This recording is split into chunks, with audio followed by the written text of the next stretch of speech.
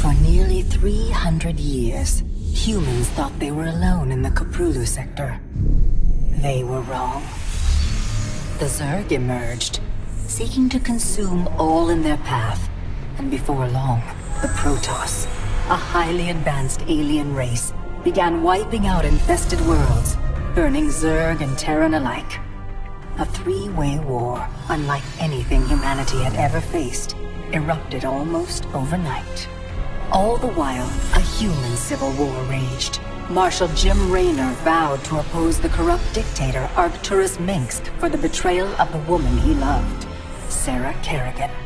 Boys, how about that evac? Damn you, Arcturus. Don't do this. It's done. Helmsman, signal the fleet and take us out of orbit. Now. Kerrigan, a loyal operative, was left to die at the hands of the Zerg. But the Zerg had other plans. They transformed her and unleashed her psionic power upon the Cthulhu sector, searching for their real objective, the Protoss homeworld of Ire. The Protoss were unaware of this danger and slow to respond. Their rulers, the Conclave, had dispatched Executor Artanis to hunt for Tassadar, a commander who had refused to wipe out infested Terran worlds. They crossed paths with a Dark Templar mystic whose kind was considered heretics by the Conclave. Through great effort, Zeratul convinced Tassadar and Artanis that he was not their enemy.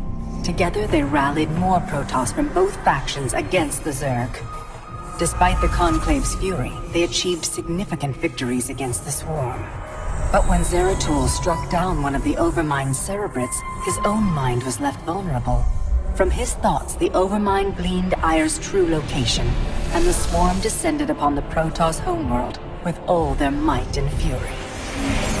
It was Tassadar who kept the Templar from extinction that day. Using the power of both the Templar and the Dark Templar, he sacrificed himself to kill the Overmind. Ire was lost, but Artanis led the survivors to the Dark Templar's homeworld of Shakuras. Old prejudices were set aside. The Templar were now in the Dark Templar's debt. Without the Overmind, the Swarm fractured. Kerrigan sought control of all the Zerg, even enlisting the aid of old friends and enemies like Raynor, Mengsk, and Zeratul. Once her rule was uncontested, the Queen of Blades betrayed them all. Billions of humans and Protoss were killed. The Zerg stood unchallenged, but to the relief of all, the war seemed to end there. Zeratul suspected the Zerg had fallen under the control of dark forces. He uncovered prophecies stating that an ancient entity, Amon, was attempting to merge Protoss and Zerg lifeforms into an unholy hybrid, and that this evil might already have control of Kerrigan and her power. It was during this time that Executor Artanis, hailed as a hero, was made leader of both the Templar and the Dark Templar. As Hierarch, Artanis united both factions and promised to one day reclaim the glory they had lost on Ire. Raynor had vowed to see Kerrigan dead, but his retaliatory strike failed. Even his rebellion against Mengsk's tyranny proved ineffective against the Dominion's propaganda machine. But with the arrival of old friends and mysterious new allies, Raynor revived his campaign against the Dominion, scoring major victories on multiple fronts.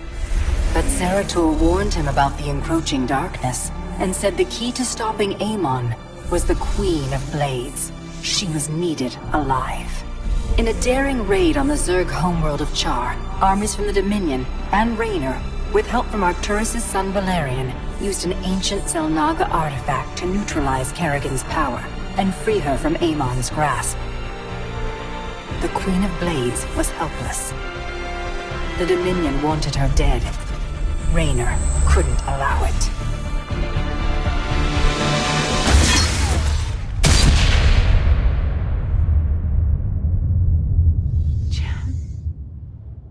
It's okay. I got you. Valerian Mengsk offered them sanctuary, but his father could not let this opportunity pass. During the raid, Kerrigan and Raynor were separated. Kerrigan escaped, while Raynor... He was briefly interrogated and summarily executed. Kerrigan sought vengeance. She set out to reclaim her position as Queen of Blades. With Zeratul's guidance, Kerrigan gathered the Zerg broods and ruled the swarm once again. Only this time, free. The killing will never stop until Minsk is dead.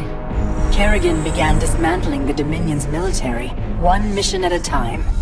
To her surprise, she learned that Raynor was still alive. She charted a course to Korhal, Minsk's stronghold. Despite encountering his best troops and traps, she personally ended his life. But there was little time to celebrate. Amon's plans were still unfolding. Kerrigan left Raynor to rebuild, while she hunted her true enemy. Raynor and Valerian Minsk set about reforming the Dominion, with a just government. With the Zerg and Terrans quelled, Hierarch Artanis saw an opportunity. He declared that the unified Protoss, Templar and Dark Templar alike, would retake Ire. Any dissenting voices went unheard amid the hope for reclamation. Zeratul set off alone, searching for the truth, hoping against hope that the Hierarch was not making a terrible mistake.